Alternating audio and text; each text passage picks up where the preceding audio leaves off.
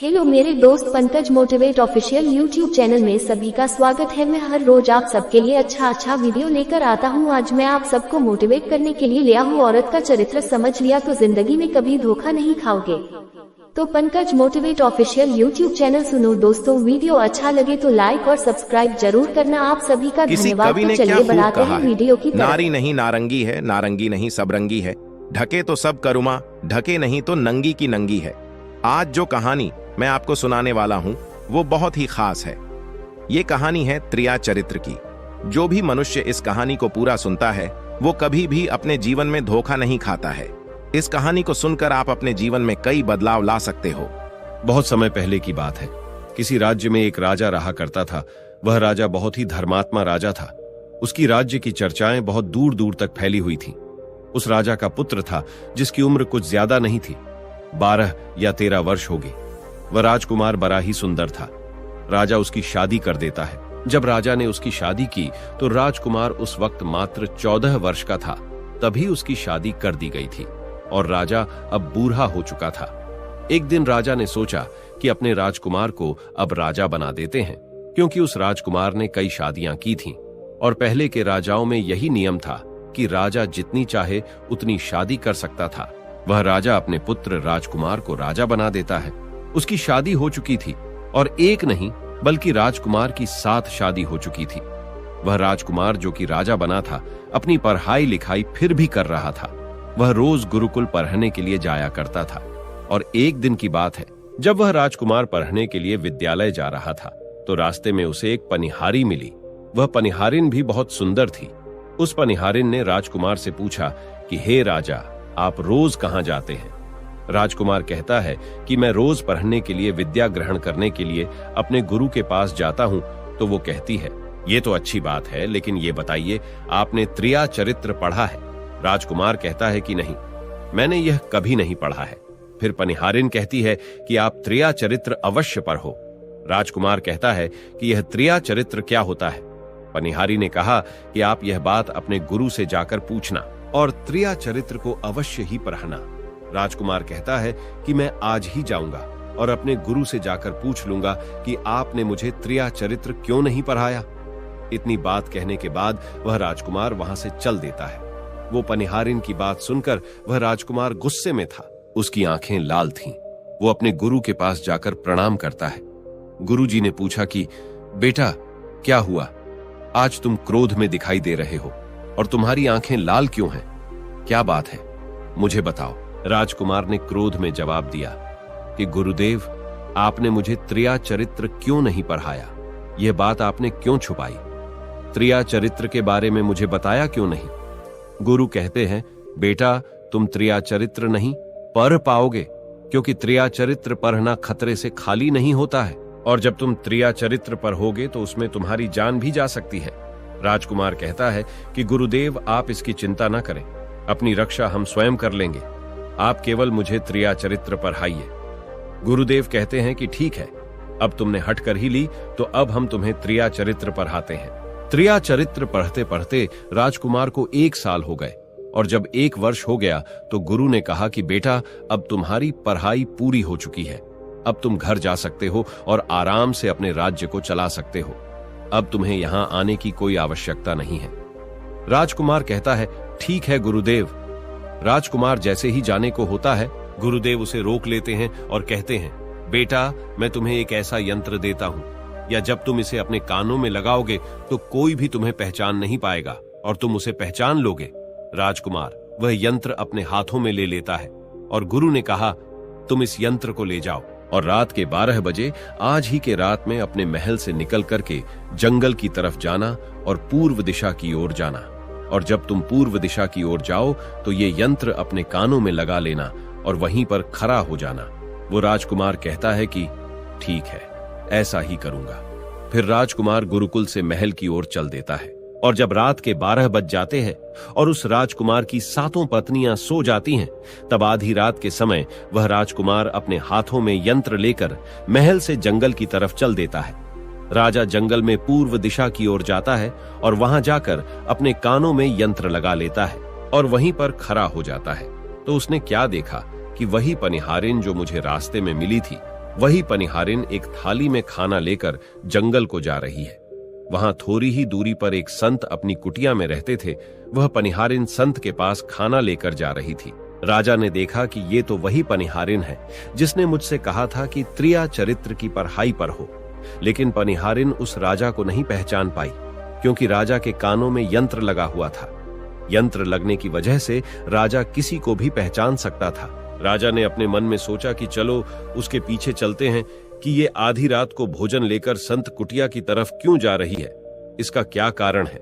वह राजा भी उसके पीछे पीछे छुपता हुआ चल दिया। अब वह पनिहारिन उस कुटिया में उस बाबा के वहां पहुंचती है। उस बाबा के पास जादू की पोटली थी और वो बाबा जादूगर था। राजा पीछे पीछे गया और वह छुप करके देख रहा था कि वह पनिहारिन औरत को बाबा क्या करेंगे।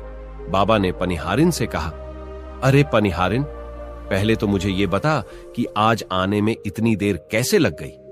हाथ जोड़कर पनिहारिन कहने लगी कि महात्मा जी, मेरा विवाह हो चुका है और मेरे पति मुझे ले जाने के लिए आए हैं। हमें लेकर कल चले जाएंगे, इसीलिए हमें उन्हें सुलझाने में थोड़ी देर लग गई और यहां आने में भी देर हो गई। जब यह बात साधु ने सुनी कि इसका विवाह हो चुका है और इसका पति इसे लेने आया है, तो साधु कहता है कि पनिहारिन, इसका मतलब है कि तुम अपने पति के साथ जाना चाहती हो, तो हमारे पास क्यों आई हो। पनिहारिन कहती है कि मैं आपके बिना नहीं रह सकती हूँ, मैं आपके बिना नहीं जी सकती हूँ। तो साधु कहता है कि हे पनिहारिन, इसके लिए तुम्हें एक काम करना होगा। साधु एक बड़ा सा चाकू निकलता है और पनिहारिन से कहता है कि हे पनिहारिन, जाओ अपने पति के गर्दन काटकर यहां लेकर आ जाओ। अपने उस पति को मार दो जो हमारे और तुम्हारे बीच में दरार बन रहा है, तब मैं तुम्हें रख लूंगा, तुमसे विवाह करूंगा, तुम्हें अपनी पत्नी बनाऊंगा। बिना कुछ सोचे समझे वो चाकू को ले लेती है और दौड़ते हुए अपने घर जाती है और उसका पति सो रहा था। वहां जाकर अपने पति की गर्दन काट देती है और उसकी गर्दन को लेकर साधु के पास आती है और जो राजकुमार थे उसके पीछे पीछे उसका सारा कारनामा देख रहे थे। जब साधु ने देखा कि अपने पति को मार करके उसकी गर्दन यहां लेकर आई है, साधु को बहुत गुस्सा आया और उसने उसे लात मारी और कहा, भाग जाओ यहां से। जब तू अपने पति की नहीं हो सकी, जिसके साथ तूने 7 फेरे लिए, तो तू मेरी क्या होगी। जल्दी भाग जाओ यहां से। अगर तुम मेरे पास दोबारा आई तो मैं तुझे जीवित नहीं छोड़ूंगा। साधु की यह बात सुनकर उस पनिहारिन को ऐसा लगा जैसे उसके पैरों तले जमीन खिसक गई हो। फिर भी अपने पति की कटी हुई गर्दन घर लेकर के आई और उसकी गर्दन जोड़ देती है और वहीं बैठ जाती है। और इधर जैसे ही सवेरा हुआ, अपने पति के पास बैठकर रोने लगती है और चिल्लाने लगती है। कहती है, देखो देखो, किसी ने मेरे पति की हत्या कर दी। लेकिन रात में उस पनिहारिन का सारा कारनामा राजकुमार देख चुका था। इधर सारे गांव वाले पनिहारिन के घर चले जाते हैं और उसके पति की लाश को लेकर गांव के बाहर जाते हैं उसका दाह संस्कार करने के लिए। और वो पनिहारिन भी पीछे से भागती हुई रोती हुई चली जा रही थी और उधर राजकुमार भी जा रहे थे जो कि अपने राज्य के राजा बन चुके थे। पनिहारिन भागती हुई चिल्लाती हुई पहुंची और कहने लगी, मैं सती बनूंगी, क्योंकि अगर जब मेरे पति ही नहीं रहे तो ऐसे जीवन का क्या फायदा। मैं इन्हीं के साथ सती हो जाऊंगी। राजा को उसकी बातें सुनकर हंसी आ जाती है और राजा कहता है, त्रिया चरित्र जाने ना कोई और खसम मेरी के हुए सती। राजकुमार की यह बात और कोई तो नहीं समझ पाया, लेकिन वह पनिहारिन समझ जाती है। कहती है कि राजा साहब, आप हमारे ऊपर यह बात कह रहे हैं, लेकिन चलिए कोई बात नहीं, मैं सती हो जाऊंगी। लेकिन पनिहारिन जाते जाते कहती है, मैं तुम्हें एक बात बताती हूं। राजकुमार कहता है, क्या बताओ। पनिहारिन कहती हैं कि राजा साहब, आप जब चटाई पर बैठें तो उस चटाई को झाड़ कर बैठना। राजा कहता है कि यह पनिहारिन क्या कह रही है, मैं तो राजा हूं, मुझे चटाई पर बैठने की क्या आवश्यकता है। पनिहारिन कहती है कि नहीं, जब भी तुम्हें कोई नौबत आए चटाई पर बैठने की, तो तुम चटाई को झाड़ कर बैठना। राजकुमार कहता है कि चलो ठीक है, अगर तुम कह रही हो तो मैं ऐसा ही करूंगा। और कहने के बाद वह अपने पति के साथ सती हो जाती है और राजकुमार उनका अंतिम संस्कार करवाकर अपने घर को आ जाते हैं। इसी तरीके से पूरा दिन व्यतीत हुआ और उधर जब दूसरी रात आई, अपने गुरु के कहने के अनुसार वही यंत्र कान में लगाया और पूर्व दिशा की ओर उसी स्थान पर जाकर खड़ा हो गया जहां पर पिछली रात खड़ा हुआ था। दूसरी रात को राजकुमार ने क्या देखा, उसकी 7 पत्नियां भोजन की थाली अपने अपने हाथों में लेकर उसी साधु की कुटिया की तरफ जा रही हैं। जैसे ही राजा ने अपनी 7 पत्नियों को उस साधु की कुटिया की तरफ जाते हुए देखा, राजकुमार के पैरों तले जमीन खिसक गई। वह अपने मन में सोचने लगा कि ये क्या चक्कर है। तभी उनमें से एक रानी राजकुमार को देख लेती है, लेकिन रानियों ने अपने पति राजकुमार को नहीं पहचान पाई, क्योंकि राजकुमार अपने कानों में यंत्र लगाए हुए थे। वह यंत्र लगाने की वजह से राजा को कोई पहचान नहीं पाता था। उनमें से एक रानी कहती है कि ए लड़के, इतनी रात को यहाँ क्यों खड़ा है? हमारी थाली लेकर के उस कुटिया तक पहुंचा। बिना कुछ सोचे समझे राजकुमार ने वह थाली अपने हाथों में ले ली और अपनी रानियों के साथ कुटिया तक जाने लगा। जब 7 रानियां और राजकुमार उस साधु की कुटिया में पहुंचते हैं, और राजकुमार कुछ भी नहीं बोल रहा था, क्योंकि राजकुमार देखना चाहता था कि हमारे प्यार में ऐसी क्या कमी है जो हमारी 7 रानियां इस साधु के पास आती है, और इस साधु के पास ऐसा क्या है जो हमारी 7 रानी अभी यहाँ आ रही है। वह राजकुमार छुप करके सब जानना चाहता था। इधर जब वह 7 रानियां राजकुमार को लेकर साधु के पास पहुंची, तो महात्मा राजकुमार को देखकर कहता है कि ये कौन है? तो 7 रानियां कहती हैं कि महात्मा जी, यह बालक हमें रास्ते में मिला, इसने हमारी सहायता की तो हम इसे अपने साथ लेकर आ गए। रानी कहती हैं कि एक काम करते हैं, इसे आज रात यहीं रहने देते हैं, कल सुबह होते ही यह चला जाएगा। वो साधु उनकी बातों को मान लेता है। वह साधु अपने एक शिष्य को बुलाता है और उससे कहता है कि आज रात के लिए इस बालक की रुकने की व्यवस्था कर दो। वह शिष्य राजकुमार को लेकर एक कमरे में जाता है। उस कमरे में एक चटाई बिछी हुई थी। शिष्य कहता है कि देख भाई, आज तुझे चटाई पर सोना पड़ेगा। वह शिष्य राजकुमार को इतना कहकर वहां से चला जाता है। राजकुमार उस कमरे में अकेला पड़ जाता है। अपने मन में सोचता है कि आज तो नौबत आ ही गई चटाई पर सोने की। राजा कहता है, चलिए कोई बात नहीं, आज की रात हम चटाई पर ही गुजार लेंगे। राजकुमार जैसे ही चटाई पर बैठने ही वाला था, उसे पनिहारिन की बात याद आ गई। वो सोचने लगा कि पनिहारी ने मुझसे कहा था कि जब भी तुम्हें चटाई पर बैठने की नौबत आए, तुम चटाई को अवश्य झाड़ लेना। चलो आज पहले झाड़ ही लेते हैं, हो सकता है इसका कोई राज हो। जैसे ही राजा ने चटाई उठाई तो उसने क्या देखा? उसने देखा कि एक बहुत बड़ा भयानक कुआं है। जब उस कुएं को देखा तो राजा के होश उड़ गए। राजा उस कुएं के अंदर झांक कर देखता है। राजा को अंदर बहुत सारे कैदी दिखाई देते हैं, जिन्हें उस्तादों ने अंदर कैद करके रखा था। उन कैदियों में से एक आदमी ने राजकुमार को पहचान लिया। वह आदमी राजकुमार से कहता है कि राजकुमार, आप यहां कैसे आ गए? राजकुमार कहता है कि धीरे बोलो, नहीं तो सब पोल पट्टी खुल जाएगी। तब सभी कैदियों ने कहा कि राजा साहब, आप यहां से भाग जाए। हम तो यहां से निकल नहीं पाए, लेकिन आप यहां से भाग जाए, नहीं तो आपका भी यही हाल हो जाएगा जो कि हमारा हुआ है। आप भी यहां फंस जाएंगे, आपको भी पकड़कर ये साधु इसी में डाल देगा। आप जितना जल्दी हो सके यहां से भाग जाए। राजा जब उस कमरे के अंदर गया था तो अपने कान में से यंत्र निकाल लिया था, और जब राजा वहां से भागा तो अपने कान में यंत्र लगाना भूल ही गया। राजा को भागते हुए उन रानियों ने और साधु ने देख लिया था। रानियों ने जब राजा को भागते हुए देखा तो रानी कहती हैं, यह तो हमारे पति हैं। महात्मा से कहती हैं कि महात्मा जी, अब तो हमारी सारी पोल पट्टी खुल जाएगी। यह तो हमारे पति है और वह भागे जा रहे हैं। उन्होंने हमें यहां देख लिया है, अब हमारा क्या होगा? वह साधु कहता है कि तुम यहां क्या देख रही हो, जल्दी जाओ और अपने पति को पकड़ कर लाना। तो रानियां राजकुमार को पकड़ने के लिए दौड़ी दौड़ी जाती है, लेकिन वह राजकुमार जो राजा था इतना तेज था कि वह अपने महल जा पहुंचा, और घबराई रानियों के तो होश उड़ गए। फिर वापस उसी बाबा के पास आती है और बाबा से कहती है कि महाराज, अब तो हमारे पति हमें जीवित नहीं छोड़ेंगे। हम जैसे ही घर जाएंगे वो हमारी जान ले लेंगे। हे महात्मा, आप हमें बचा लीजिए, इसका कोई उपाय कीजिए। तब जाकर वह साधु रानियों को एक जादुई कील देता है और कहता है कि जब तुम जाओ तो अपने पति को बहला फुसलाकर उसके माथे में यह जादुई कील घुसा देना। तुम्हारे पति को ढेर बना देगा और तुम साथ मिलकर उसे मार देना। बस कहानी खत्म हो जाएगी और तुम 7 रानियों बच जाओगी। सब रानियां तैयार हो जाती हैं। वो 7 रानियां साधु की बात मान लेती हैं और जादुई कील लेकर महल आती है। वह 7 रानियां आपस में विचार करती हैं कि राजा सबसे ज्यादा प्रेम सबसे छोटी वाली रानी को करते हैं, तो वह 6 रानियां मिलकर जादू वाला कील छोटी रानी को दे देती है और कहती है, ये लो, तुम्हारा काम है, तुम किसी भी तरह राजकुमार के सर में ये कील गाड़ देना। तो छोटी वाली रानी कहती है, ठीक है, और छोटी वाली रानी वह कील ले लेती है।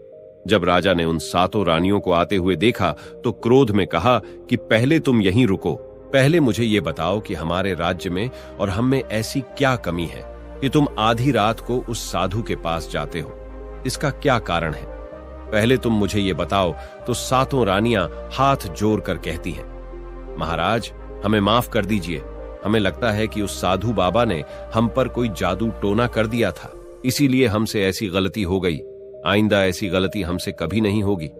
छोटी रानी की ऐसी बातें सुनकर राजा उनकी बातों को मान लेता है, क्योंकि वह राजा छोटी रानी से बहुत प्रेम करता था। वह राजा भी सोचने लगता है कि शायद उस बाबा ने ही इन पर कोई जादू टोना किया होगा, और अपनी 7 पत्नियों को माफ कर देता है और कहता है, ठीक है, तुम अपने कमरे में चली जाओ। सबसे छोटी रानी, जिससे राजकुमार बहुत प्रेम करता था, वह राजकुमार को खाना खिलाती है और राजकुमार को सुला देती है। जब वह राजा सो गया तो वह 6 रानियां भी वहीं आ जाती हैं। सबसे छोटी रानी जो थी वह जादुई कील निकालती है और राजा के सर में घुसा देती है। छोटी रानी ने कील जैसे ही ठोकी, राजा पूरा तेजी से उठा, लेकिन इतने समय में वह ढेर बन चुका था। अब उस राजा में इतनी शक्ति नहीं थी कि उन रानियों से मुकाबला कर सके। वह 7 रानियां उस राजा को पकड़ने लगी। राजा फिर भी हिम्मत नहीं हारा और अपने महल की खिड़की से कूदकर राजा भागते भागते अपने गुरु के पास पहुंच गया और कहने लगा कि गुरु जी, मुझे माफ कीजिए, मेरी जान बचाइए, नहीं तो मैं मारा जाऊंगा। गुरु कहते हैं कि बेटा, मैंने तुमसे कहा था कि तुम त्रिया चरित्र मत सीखो, इसमें जान भी जा सकती है। देखा इसका नतीजा। राजकुमार कहता है, गुरुदेव मुझे माफ कर दो और जल्दी मेरी जान बचाओ, नहीं तो मैं मारा जाऊंगा। मेरी पत्नी ने मेरे सर में जादुई कील ठोंकी है, जिसकी वजह से मैं ढेर बन चुका हूं। गुरु ने जब ध्यान से देखा तो कहा कि ये वही कील है जो साधु ने दिया है। मैं तुम्हें अब नहीं बचा सकता। राजकुमार कहता है, नहीं गुरुदेव, ऐसा मत कहिए, मैं आपका शिष्य हूं, आपका कर्तव्य है मेरी जान बचाना। तो अब गुरु कहते हैं कि हे बेटा, मैं तुम्हें बचा तो नहीं सकता, लेकिन एक उपाय है। राजकुमार कहता है, क्या उपाय है गुरुदेव? गुरु कहते हैं कि हम तुम्हें तोता बना देंगे, और जब हम तुम्हें तोता बना देंगे तो तुम सुखवाद राजा के राज्य में चले जाना और वहीं जाकर रहना, क्योंकि सुखवाद राज्य में वह साधु का जादू नहीं चलता है। और तुम्हें जब बहुत प्रेम करने वाली स्त्री मिलेगी तो तुम पुनः राजकुमार बन जाओगे। वह राजकुमार कहता है, ठीक है गुरुदेव, आप हमें तोता बना दीजिए। तो वह गुरुदेव उसे तोता बना देते हैं, और वह तोता बनने के बाद वहां से ऊरा और सुखवाद राजा के राज्य में चला गया। जहां पर बहुत सारे तोता रहते थे वहीं जाकर रहने लगा, और 7 रानियों उस राजकुमार को खोज रही थी। जब राजकुमार नहीं मिला तो फिर से उस बाबा के पास जाती है और कहती हैं कि बाबा जी, वह रात को राजा भाग चुका है, आप अपनी पोटली निकालिए और देखें कि वह कहां है। तो वह महात्मा अपना पोटली खोलता है और देखने लगता है कि वह राजकुमार तोता बनकर के सुखवाद राजा के राज्य में रह रहा है। वो साधु ये सारी बात रानियों को बताता है। तो रानियां कहती हैं कि स्वामी, अब क्या करें? वह साधु कहता है कि अब तुम अपने राजमहल में जाओ और जाकर के घोषणा कर दो कि जो भी तोता पकड़ करके लाएगा, हम उसे 5 सोने के सिक्के देंगे। 7 रानियों अपने महल पहुंचते हैं और वहां पर घोषणा कर देती है कि सभी बहेलियां से कह दो कि जो भी तोता पकड़कर लाएगा, हम उसे 5 सोने के सिक्के देंगे। उस राज्य के जितने बहेलियां थे वो तोता पकड़ने के लिए चारों तरफ घूमने लगते हैं, और जो भी तोता पकड़ते वो रानी के पास जाते और 5 सोने के सिक्के ले लेते थे और वहां से चले जाते, और वह 7 रानियां उस तोते को मार देती। ऐसे ही धीरे धीरे बहुत समय निकल गया, और वो राजकुमार जो तोता बनकर जहां गया था, वहां सारे तोताओं से बहुत अच्छी अच्छी बातें करता था, उन्हें बहुत ज्ञान की बातें बताता था।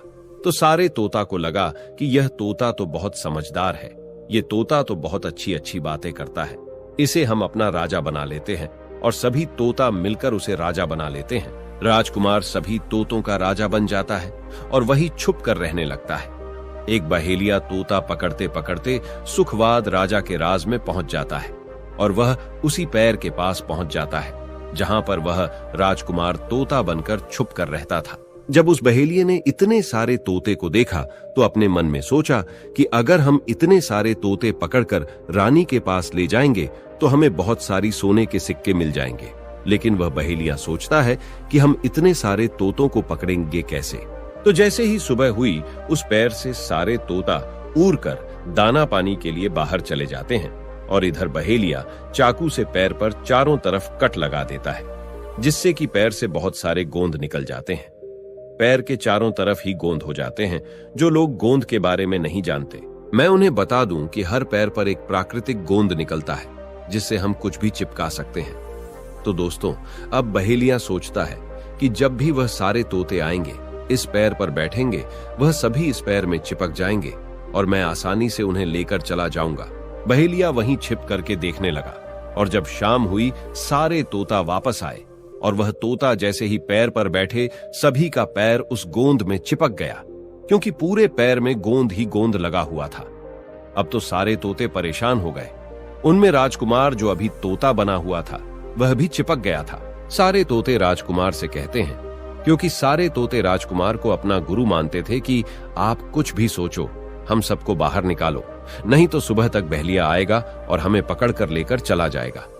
वह राजकुमार कहता है कि तुम बिल्कुल चिंता ना करो, जब सुबह वह बहेलिया आएगा तो तुम सभी ऐसा करना कि उस बहेलिया को लगे कि सारे तोते मर चुके हैं, और जब सभी तोते को पैर से छुड़ाकर नीचे फेंक दें तो सभी उड़कर भाग जाना। सभी तोता कहते हैं, ठीक है गुरुदेव। सुबह हुई। जैसे ही बहेलिया पैर के पास पहुंचा, सभी तोता ऐसे लटके हुए थे जैसे कि वह सभी मरे हुए हैं। जब बहेलिया तोतों को देखा तो सोचा कि अरे, ये क्या हो गया? ये तो सभी मर गए। अब हमें सोने के सिक्के कैसे मिलेंगे? फिर बहेलिया ने सोचा कि चलो अब इन्हें छुरा देते हैं। बहेलिया पैर पर चढ़ा और उनको छुरा कर नीचे फेंकने लगा। बहेलिया ने सभी तोते को छुरा कर नीचे फेंक दिया, लेकिन जो राजकुमार था, जो तोता बना हुआ था, वह वहीं पर रह गया और नीचे जितने भी तोते थे वो सभी उड़कर भाग गए। बहेलिया ने सोचा, अरे ये क्या हुआ?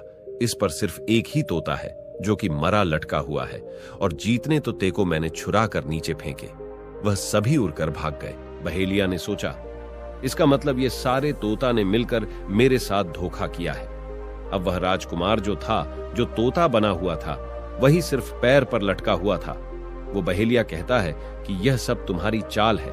चलो अब मैं तुम्हें लेकर जाऊंगा और रानी के हाथ बेच दूंगा और मुझे 5 सोने के सिक्के मिल जाएंगे।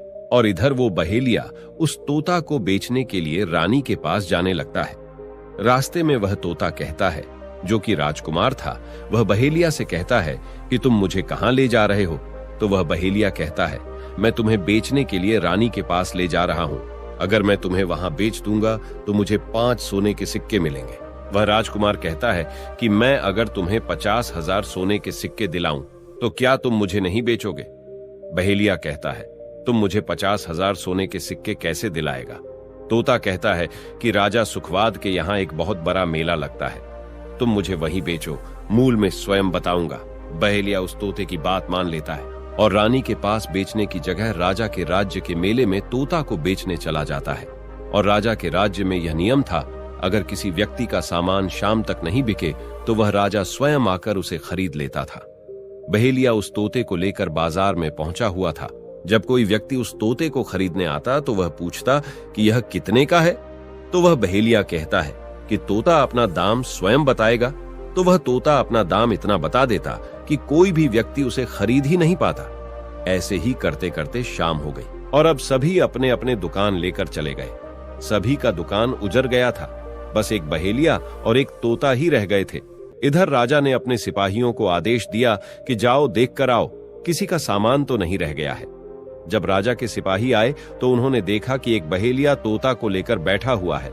सिपाही बहेलिया से कहते हैं कि हे बहेलिया, तुम्हारा तोता क्यों नहीं बिका? तुम इसे कितने में बेच रहे हो?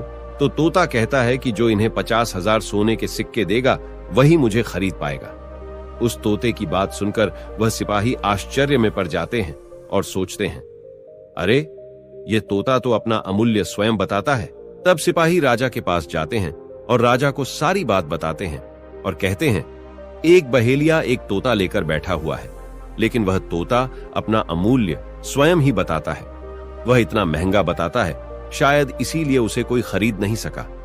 राजा सिपाहियों से पूछता है कि वह अपना मूल कितना बता रहा है। तो सिपाही कहते हैं अपना मूल्य 50,000 सोने के सिक्के बता रहा है। चलिए हम खरीदेंगे। अगर नहीं खरीदेंगे तो आपके राज्य की बदनामी होगी कि राजा के बाजार में एक तोता नहीं बिका, और इसलिए राजा अपने मंत्रियों के साथ अपने रथ पर सवार होकर बाजार में पहुंचता है। कहता है, इसका क्या मूल्य है? बहेलिया हाथ जोड़कर कहता है कि राजा साहब, अपना मूल्य तोता स्वयं बताएगा। वह राजा फिर तोते से पूछा तो तोता कहता है कि राजा साहब, जो इन्हें 50,000 सोने के सिक्के देगा वही मुझे खरीद पाएगा।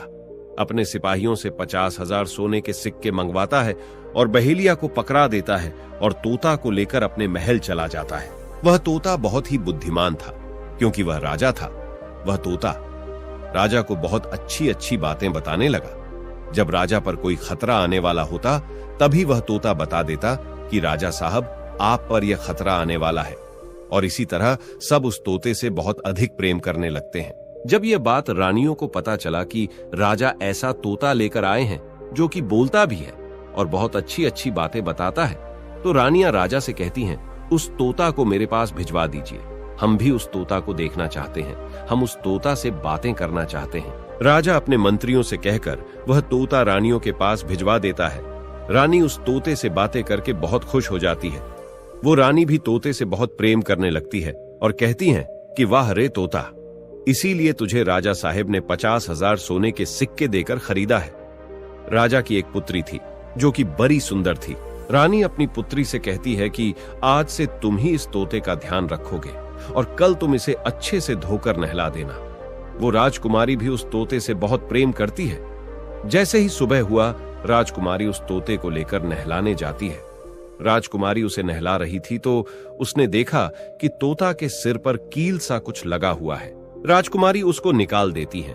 राजकुमारी जैसी ही कील को निकालती है, वह तोता पहले वाला एक सुंदर सा राजकुमार बन जाता है। उसे देखकर राजकुमारी घबरा जाती है। राजकुमार कहता है कि तुम घबराओ नहीं, ये कील वापस से मेरे सर में लगा दो तो मैं फिर से तोता बन जाऊंगा, और इसके बारे में मैं तुम्हें रात्रि में बताऊंगा। तुरंत ही वह राजकुमारी वह कील राजकुमार के सर में लगा देती है और वह वापस से तोता बन जाता है। रात को राजकुमारी तोते को लेकर अपने कमरे में जाती है और उसके सर से कील निकाल देती है और वह तोता फिर से राजकुमार बन जाता है। वह राजकुमार अपनी सारी दास्तां उस राजकुमारी को बताता है और कहता है, माफ करना, यह दास्तां तुम किसी को बताना नहीं तो मेरी जान चली जाएगी। राजकुमारी इसके बारे में अपनी माता और पिता को भी नहीं बताती है। दिन भर वह तोता रहता है और रात को राजकुमारी उस तोते को अपने कमरे में ले जाती और उसके माथे से कील निकाल देती और वह राजकुमार बन जाता, और रात में वह दोनों साथ में ही रहते, और ऐसे ही धीरे धीरे समय निकलता गया। राजकुमारी को राजकुमार से प्रेम हो जाता है।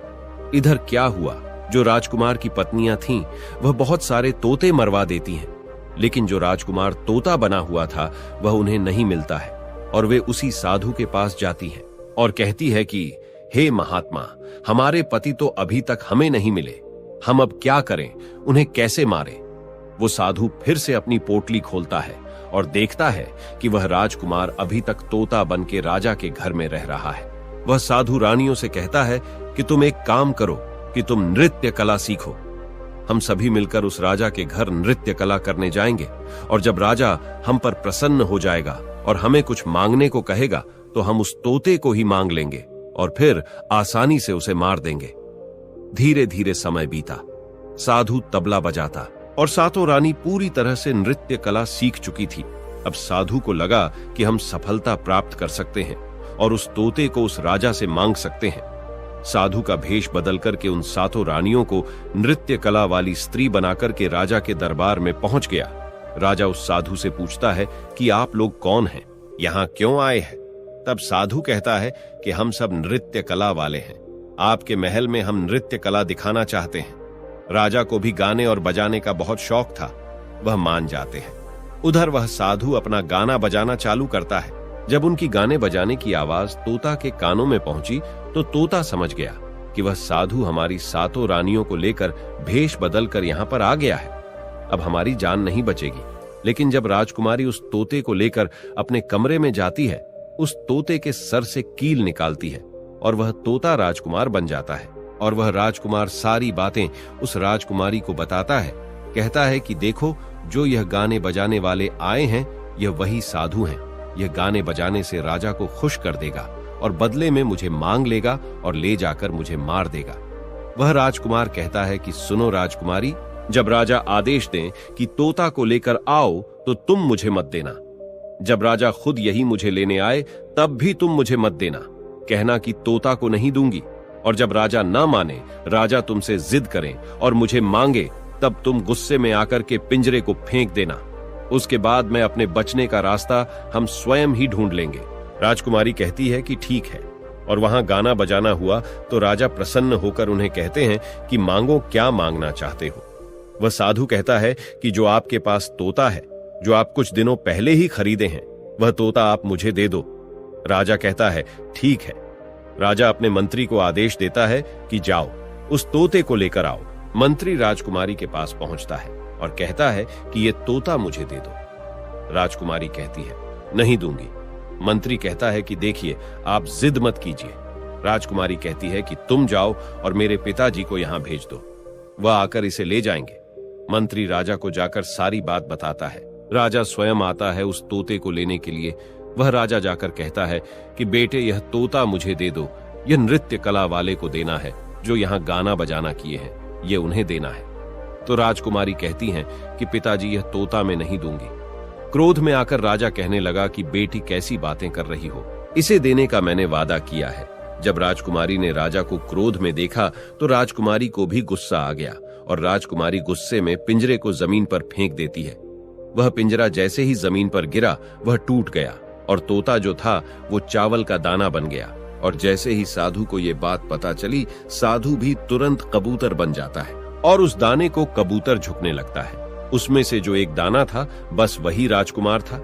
जैसे ही वह दाना कबूतर झुकने वाला होता है, राजकुमार बाज बन जाता है और एकदम से कबूतर पर झपटता है और उसे मार देता है। इस तरह से उस साधु की मृत्यु हो जाती है।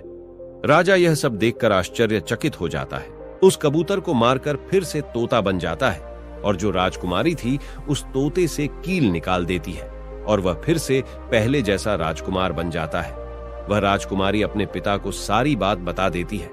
वह राजकुमार कहता है कि देखिए, राजा